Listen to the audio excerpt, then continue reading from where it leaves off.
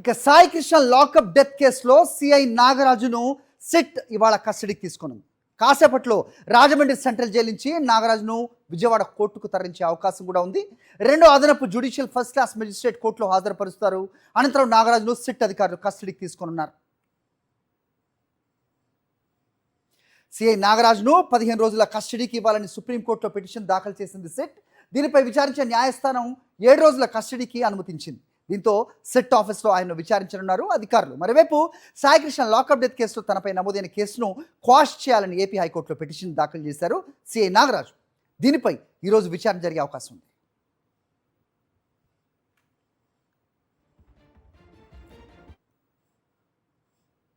Right, ఇదే అంశంపై updates మా కరెస్పాండెంట్ సురేంద్ర అందిస్తారు. సురేంద్ర, చెప్పండి. సో ప్రస్తుతం విజయవాడ కోర్టులో ఎప్పుడు హాజరుపరుస్తున్నారు, అలాగే ఆ తర్వాత విచారణ ఏ టైంకి స్కెడ్యూల్ అయి ఉంది? ఎందుకంటే మరో కోర్టులో క్వాష్ పిటిషన్ దాఖలు చేసిన నాగరాజు, ఆ తీర్పు వచ్చే వరకు వీళ్ళు ఆగాలి అనేది ఏమైనా నిబంధన ఉంటుందా, అలాంటిది ఏమి ఉండదా?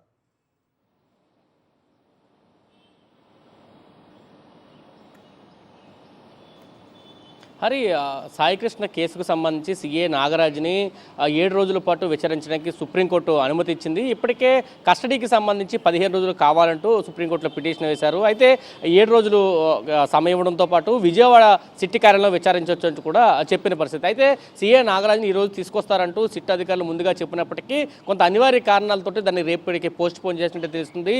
రేపు నాగరాజుని విచారణకు తీసుకుంటామంటూ కూడా కొంత సమాచారం బయటకు. ఎందుకంటే ఈరోజు కోర్టులో కేసుకు సంబంధించి కీలకమైన పిటిషన్స్ విచారణ ఉంది. ఈ నేపథ్యంలో నాగరాజుని రేపు తీసుకొస్తామంటూ కూడా సిట్ అధికారులు చెప్పిన పరిస్థితి. అయితే ఈరోజు ఆ కోర్టులో చూసుకుంటే కనుక ఈ కేసుకు సంబంధించి నాగరాజుకు సంబంధించి ఏవైతే సాయికృష్ణ కేసులో ఫైల్ అయిందో హెబియస్ కార్పస్ పిటిషన్ కానీ తర్వాత మర్డర్ కేసుకు సంబంధించి సెక్షన్స్ ఏవైతే ఇచ్చారో ఇవన్నీ కూడా క్వాష్ చేయాలంటూ సిఐ నాగరాజు కూడా కోర్టులో ఒక పిటిషన్ వేశాడు. దాంతోపాటు మెయిన్ పిటిషన్ ఏదైతే ఉందో తల్లి విజయలక్ష్మి ఒక పిటిషన్ ఇస్తుంది, హెబియస్ కార్పస్ పిటిషన్, దాన్ని కూడా వెనక్కి తీసుకుంటున్నట్టు విజయలక్ష్మి తరపుకు సంబంధించిన అడ్వకేట్స్ ఒక పిటిషన్ కూడా దాఖలు చేశారు.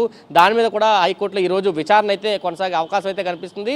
దాంతోపాటు విజయవాడ కోర్టులో కూడా దీనికి సంబంధించి ఎవరైతే పై అధికారులు ఉన్నారో ఇటు డీజీపీ కానీ అదేవిధంగా విజయవాడ సిపి అదేవిధంగా ఏసీపీ మానసకు సంబంధించి దీంట్లో ఇంక్లూడ్ చేయాలంటూ కూడా ఒక పిటిషన్, ప్రైవేట్ పిటిషన్ దాఖలైంది.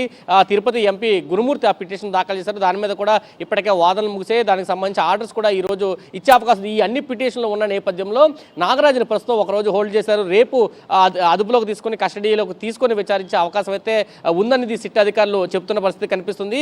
చాలా కీలకమైన పరిణామాలు అయితే నాగరాజ్ కేసులో చోటు చేసుకుంటున్నాయని చెప్పొచ్చు. సాయికృష్ణ కేసుకు సంబంధించి తనకు ఎటువంటి ప్రమేయం లేదు, ఖచ్చితంగా ఇది క్వాష్ చేయాలంటూ నాగరాజు చెప్తుంటే దానికి సంబంధించి ఇప్పటికే రిమాండ్ రిపోర్ట్లో చాలా స్పష్టంగా చెప్పారు. సాయికృష్ణని మార్కాపురం తీసుకొచ్చిన దగ్గర నుంచి మర్డర్ చేసిన తర్వాత లాకప్ డెత్ చేసిన తర్వాత బాడీ లేకుండా పూర్తిగా నాగరాజు అండ్ టీం పనిచేశారు అంటూ ఇప్పటికే సిట్ అధికారులు కూడా చాలా స్పష్టంగా చెప్పారు. దానికి సంబంధించి ఆధారాలు కూడా సేకరిస్తున్నారు. అయితే దీంట్లో చాలా కీలకమైన అంశాలు మాత్రం సిట్టు తన విచారణలో పక్కన పెట్టింది. ఎందుకు, ఏ కారణంతో సాయికృష్ణ మార్కాపురం తీసుకొచ్చారు, ఏ కేసులో తీసుకొచ్చారు అనేది మాత్రం ఇప్పటికొచ్చి తేల్చలేదు.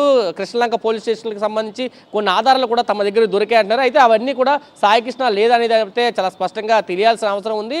దీంతో పాటు దీని మీద పెద్ద ఎత్తున రాష్ట్ర వ్యాప్తంగా జరుగుతుంది. ఒకవేళ ఈ కేసును కనుక క్వాష్ చేయాలని వాదనలు ముందుకెళ్లి పిటిషన్ వెనక్కి తీసుకుంటే రాష్ట్రంలో ఇటువంటి ఘటనలు పునరావృతి అవకాశం ఉందంటూ కూడా అడ్వకేట్స్ తమ ఆందోళన వ్యక్తం చేస్తున్నారు. బార్ అసోసియేషన్కి సంబంధించిన అడ్వకేట్స్ కూడా దీని మీద తమ ఆందోళన అయితే వ్యక్తం చేస్తున్నారు. ఖచ్చితంగా దీని మీద ప్రస్తుతం హైకోర్టులో విచారణ కొనసాగుతుంది. ఎవరైతే మెయిన్ పిటిషన్ వెనక్కి తీసుకుంటామని పిటిషన్ ఇస్తారో దాని మీద ఈరోజు హైకోర్టులో విచారణ కొనసాగుతుంది. పిటిషన్ వేసిన అడ్వకేట్లు కూడా హైకోర్టు నుంచి సాయికృష్ణ తరపు అడ్వకేట్గా ఉన్న పిన్ని కనకదుర్గ ఇప్పటికే నోటీసులు పంపించిన పరిస్థితి అయితే కొనసాగుతుందనే చెప్పాలి. హరి, ఓకే సురేంద్ర.